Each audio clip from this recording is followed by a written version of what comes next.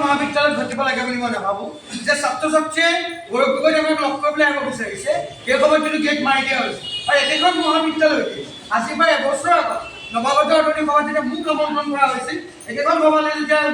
মাজুলী বিধায়কক আমন্ত্ৰণ জনোৱা হৈছিল ৰাতি 11 বজাত মোক এই মহাবিদ্যালয়ত ফোন কৰা হৈছিল যে ভুৱন দাম ডাঙৰীয়াই মুকলিকে কৈছিল যে NSU বা কংগ্ৰেছৰ মানুহৰ লগত মই নবহোঁ আৰু বহিলে বাকীখিনি ব্যৱস্থাৰ ক্ষেত্ৰত আপোনালোকৰ অসুবিধা হ'ব তো মই নিজে পিছদিনাখন মই সভালৈ উপস্থিত নাথাকিম গতিকে আজি তাৰিখত গণতান্ত্ৰিক প্ৰমূল্যবোধৰ সময়ত ছাত্ৰ ছাত্ৰীসকলক যেতিয়া আমি কিতাপ পঢ়াওঁ যেতিয়া আমি এখন আমি নিৰপেক্ষ গণতন্ত্ৰ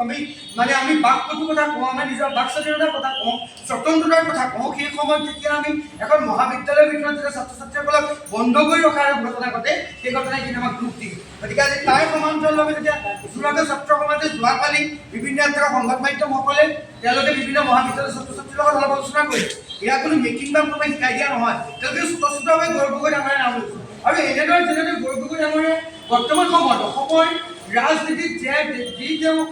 বৰ্তমান তেওঁ যেনেদৰে আগবাঢ়ি গৈছে বা যোৰহাটৰ যি লোকসভা নিৰ্বাচনত তেওঁ যেনেদৰে অপ্ৰতিৰোধৰ ওপৰত আগবাঢ়ি গৈছে ছাত্ৰ সমাজে যেনেকৈ মুকলিকৈ সমৰ্থন আগবঢ়াইছে তাৰ প্ৰতি ভয় কৰি বিজেপি চৰকাৰে প্ৰশাসন যন্ত্ৰ তেওঁলোকৰ শাসন ব্যৱস্থা সম্পূৰ্ণভাৱে ব্যৱহৃত কৰি তেওঁক দমন কৰিবলৈ তেওঁ ৰাখিবৰ কাৰণে চেষ্টা কৰিছে আমি মুকলিকৈ কৈছোঁ যে ছাত্ৰ সমাজ ওলাই আহিছে আমাৰ বিশ্বাস আপোন আছে আইডিয়াগত যোৰহাটৰ বিভিন্ন মহাবিদ্যালয়ৰ পৰা অহা ছাত্ৰ ছাত্ৰী বিভিন্ন কলেজৰ পৰা অহা ছাত্ৰ ছাত্ৰী তেওঁলোকলৈ আমি জগন্নাথ বৰুৱা মহাবিদ্যালয়ৰ কালি যিসকল ছাত্ৰ ছাত্ৰীয়ে আমাক সমৰ্থন আগবঢ়াইছে তেওঁলোকলৈ আমি এই হিচাপে ধন্যবাদ কৃতজ্ঞতা জ্ঞাপন কৰিছোঁ হয় আমি যেনেদৰে ভাবিছিলোঁ তেওঁলোকেও বুজি উঠিছে যে অসমৰ কাৰণে যোৰহাটৰ কাৰণে গৌৰৱ গগৈ ডাঙৰীয়াই একমাত্ৰ সম্পদ আৰু তেওঁক আগবঢ়াই নিয়াৰ দায়িত্ব প্ৰতিজন যোৰহাটীয়া প্ৰতিজন উত্তৰ প্ৰজন্মৰ গতিকে আজি মই পুনৰবাৰ সকলোকে ধন্যবাদ জ্ঞাপন কৰিলোঁ আজি আপোনালোক অৱগত যে আজি যোৰহাট জিলা NSU উদ্যোগত আজি যোগদান কাৰ্যসূচী কৰা হয় খুব কম সময়ৰ ভিতৰত যোৱাকালি আমাৰ ছাত্ৰবন্ধুসকলে আমাক অৱগত কৰিলে যে আজি আমি যোগদান কাৰ্যসূচী আমি কংগ্ৰেছ দলৰ নীতি আদৰ্শৰ প্ৰতি আকৰ্ষিত হৈ আমি দলত যোগদান কৰিম আৰু সেই হেতুকে খুব কম সময়ৰ ভিতৰত আজিৰ ভিতৰত আমি যোগদান কাৰ্যসূচী কৰিলোঁ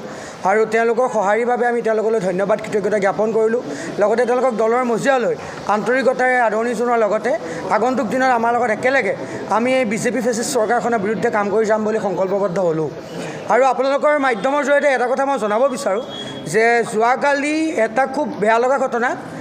য'ত আমি দেখিছোঁ যুৱ প্ৰজন্ম কংগ্ৰেছ দলৰ প্ৰতি আকৰ্ষিত হৈ গৌৰৱ গগৈ ডাঙৰীয়াৰ বলিষ্ঠ কণ্ঠ তেওঁৰ যি বজ্ৰকণ্ঠ তেওঁ যি নেতৃত্ব ল'ব পৰা তেওঁ গুণ তাৰ বাবে আকৰ্ষিত হৈ যুৱ প্ৰজন্ম কংগ্ৰেছত এনেদৰে আগবাঢ়ি অহাৰ সময়তে কালি কিন্তু মাজুলীত যেতিয়া গৌৰৱ গগৈ ডাঙৰীয়াই প্ৰৱেশ কৰিল কালি এটা তেওঁৰ লগত ছাত্ৰ ছাত্ৰীসকলে মত বিনিময় অনুষ্ঠান কৰিম বুলি আমাক অৱগত কৰিছিল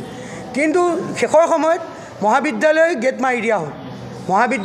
মাৰি দিয়া হ'ল বন্ধ কৰি ৰখা হ'ল 2 বজালৈকে যেতিয়ালৈকে গৌৰৱ গগৈ ডাঙৰীয়া তাৰপৰা আঁতৰি নাযায় বা বংশীগোপাল নাট্য মন্দিৰৰ পৰা বেলেগ এটা কাৰ্যসূচীলৈ নাযায় তেতিয়ালৈকে কিন্তু গেট বন্ধ কৰি ৰখা হ'ল আজি মই এটা কথা ক'ব বিচাৰিছোঁ যে যিখন চৰকাৰৰ দিনত ছাত্ৰ ছাত্ৰীসকলে নিজৰ গণতান্ত্ৰিক অধিকাৰ সাব্যস্ত কৰিব নোৱাৰে নিজৰ চিন্তা চেতনাখিনি উপস্থাপন কৰিব নোৱাৰে আমি এইটো কথা কেতিয়াও কোৱা নাই যে গৌৰৱ গগৈ ডাঙৰীয়া আহোঁতে আপোনালোক আহক আপোনালোকে তপন গগৈ আহোঁতে নাযাব আমি সেই কথা কেতিয়াও কোৱা নাই তপন গগৈ ডাঙৰীয়াৰ ওচৰতো যদি তেওঁলোকে সুধিব লগা যাব পাৰে কিন্তু গণতান্ত্ৰিক প্ৰমূল্যবোধক ভৰিয়ে মোহাৰি এখন চৰকাৰী বিদ্যালয়ে যদি এনেধৰণে গেট বন্ধ কৰি ৰখা কাৰ্য কৰে ইয়াক কিমানটো সমীচীন বা কিমান গ্ৰহণযোগ্য এই কথা অসমৰ ৰাইজে কিন্তু বিবেচনা কৰিব তেওঁ ভাষণ দি থকা সময়ত মাইক বন্ধ কৰি দিয়া হৈছে তেওঁ কথা কৈ থকা সময়ত তেওঁক যেতিয়া য'লৈকে যায় তাত মহিলাসকলে ভয় ভাবুকে ৰখাবলৈ চেষ্টা কৰা হ'ল সেইখিনি কথা ইতিমধ্যে আমাৰ দলীয় নেতৃবৃন্দ ইতিমধ্যে অৱগত কৰিছে কিন্তু এই ঘটনাটো মোৰ লগতে এবছৰ আগত হৈছিল কেইখন মহাবিদ্যালয়ৰ ক্ষেত্ৰত য'ত মোক নিমন্ত্ৰণ জনোৱা হৈছিল নৱাগত আদৰণি সভালৈ তাৰ পিছৰ পৰ্যায়ত সেইখন সভালৈকে তেওঁলোকৰ বিধায়কক আমন্ত্ৰণ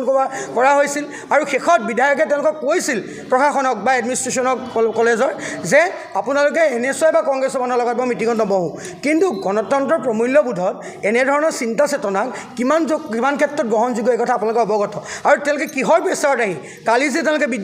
মহাবিদ্যালয়খনৰ গেট বন্ধ কৰি ৰাখিব লগা হ'ল কিহৰ প্ৰেছাৰতে ৰাখিব লগা হ'ল সেই কথাও আমি সকলোৱে জানিব বিচাৰোঁ আৰু লগে লগে কওঁ যে আজি তাৰিখত অসমৰ ইমূৰৰ পৰা সিমূৰলৈকে আজি আপোনালোকে যদি চাই যোৰহাটেই কওক আজি তাৰিখত সেইদিনাখন আপোনালোকে টিয়কত দেখিলে কালি মাজুলীত দেখিছে তাৰ পিছতো মাজুলীৰ ছাত্ৰ ছাত্ৰী আহিছে তাৰ পিছতো আহিছে ছাত্ৰ ছাত্ৰী ৰঙাচাৰী কলেজ কওক বিভিন্ন মহাবিদ্যালয়ৰ পৰা ছাত্ৰ ছাত্ৰী আহিছে গতিকে গৌৰৱ গগৈ ডাঙৰীয়াৰ যি অপ্ৰতিৰোধ যি যাত্ৰা এই যাত্ৰাৰ প্ৰতি বিজেপি শংকিত এই যাত্ৰাৰ প্ৰতি বিজেপি চৰকাৰে ভয় খাইছে আজি যেনেকৈ আপোনালোকে দেখিছে যে আমাৰ পিছত বিভিন্ন ছাত্ৰ ছাত্ৰী বিভিন্ন মহাবিদ্যালয়ৰ ছাত্ৰ ছাত্ৰীসকলে আমাৰ দললৈ আগবাঢ়ি আহিছে আৰু তাৰপিছত টিয়কত আমাৰ যোগদান কাৰ্যসূচী আছে কাইলৈ বা পৰহিলৈ কাইলৈ মৰিয়নিত হ'ব এই যি গতানুগতিকভাৱে উজনি অসমত যেনেদৰে ছাত্ৰ বন্ধুসকলে আমাৰ প্ৰতি সহযোগিতা প্ৰদান কৰিছে তাৰ বাবে মই আপোনালোক সংবাদ মাধ্যমৰ জৰিয়তে আপোনালোকৰ ধন্যবাদ আৰু কৃতজ্ঞতা জ্ঞাপন কৰিলোঁ। লগতে এই বিজেপিৰ এই ফেচিষ্ট চৰিত্ৰটোৰ কাৰণে আমি এটা কথা ক'ব বিচাৰোঁ যে আপোনালোকে দমন, প্ৰলোভন, শোষণ আৰু আপোনালোকে যেনেদৰে ভাবে যে ছাত্ৰ ছাত্ৰীসকলৰ মনৰ ভাৱখিনি আপোনালোকে এনে গেট বন্ধ কৰি মনৰ ভাৱ বন্ধ কৰিব পাৰিব, কিন্তু সেয়া একদম সম্পূৰ্ণ আপোনাৰ ভুল কথা।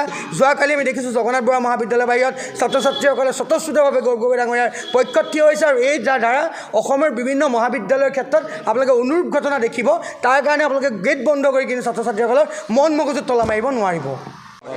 কাৰণ আমি এই গৌৰৱ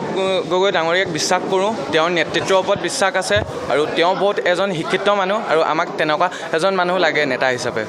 হয়, মানে গৌৰৱ গগৈ কি ভাল লাগে তোমালোকৰ? তেওঁৰ আপুনি ভাষণবোৰ শুনিব নাই, কিমান ধুনীয়া দিয়ে, আৰু আপুনি তেওঁ বহুত বেছি পঢ়া শুনা, আৰু তেওঁ মানে জানে ৰাজনীতি কৰিব জানে, তেওঁ ধৰ্মৰ লগত ৰাজনীতি নকৰে। তপন গগৈ ভাল নালাগে নেকি? তপন গগৈক মই তেনেকৈ ইমান ছাপৰ্ট নকৰোঁ, বাট তপন গগৈ নিমাতী কন্যা 5 বছৰে তপন গগৈ ক'তো আমি দেখাই নাপালোঁ যোৰহাটত, ক'তো দেখা নাপালোঁ। সাংসদজন গৌৰৱ গগৈ নিচিনা হোৱা বিচাৰোঁ, গৌৰৱ গগৈ নিচিনা মাত মাতিব পৰা এজন সাংসদ লাগে আমাক। সেইকাৰণে আজি তোমালোকে চবেই হয়, তোমালোকৰ যি লগৰ আৰু আহিব। আৰু এতিয়া মানে যিহেতু এক্সাম চলি আছে, সেইবাবে বহুত লোক আহি জইন কৰিবলৈ আজি আহিব পৰা নাই, কিন্তু পাছলৈ তেতিয়া বহুতে জইন কৰিব আমাৰ লগত।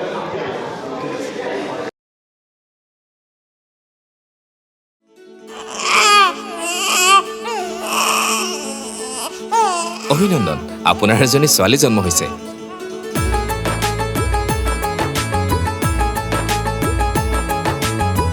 লাহি পাহি এজনী পৰি